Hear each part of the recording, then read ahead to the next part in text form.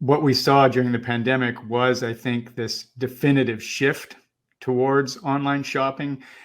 Lots and lots of people who really weren't online shoppers prior to the pandemic have become habitual online shoppers at this point. And of course, technologies like these accelerate consumption. So not only is advertising online far more targeted and personal than in the pre-online era, but as you say, that buy now button makes it so easy to give into the urge to consume that's triggered by that advertising.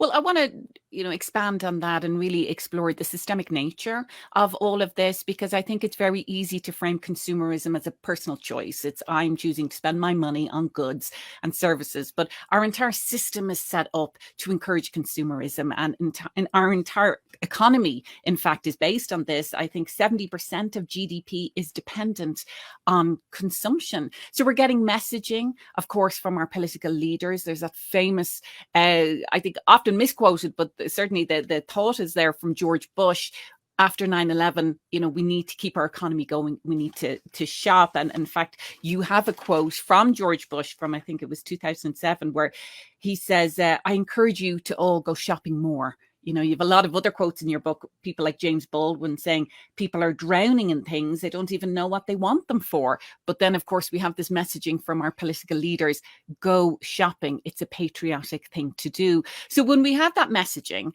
when we have the billions of dollars that are spent on advertising, and particularly this very targeted, individualized advertising that we're seeing online and on apps. And also you have the issue of planned obsolescence, where you have companies, particularly tech companies, building things and creating things that are not designed to last and not designed to be repaired.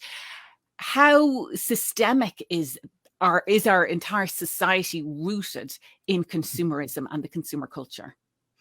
Yeah, I mean, it is fundamentally systemic. We live in a consumer society that operates on a consumer-driven economy. That economy depends on us to not only to consume, but to consume more and more and more with each passing year.